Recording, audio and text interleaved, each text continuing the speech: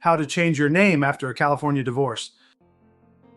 Hi, I'm Tim Blankenship with Divorce661.com.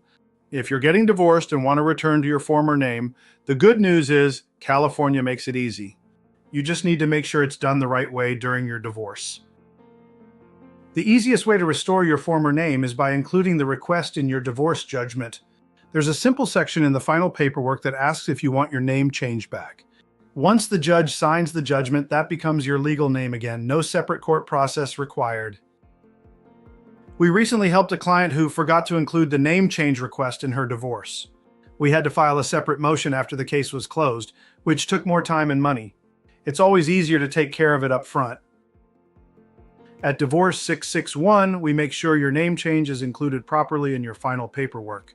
So once your divorce is done, you can move forward without delay. If you want to restore your former name during your divorce, visit Divorce661.com and schedule your free consultation. We'll handle all the details and make sure it's done right the first time.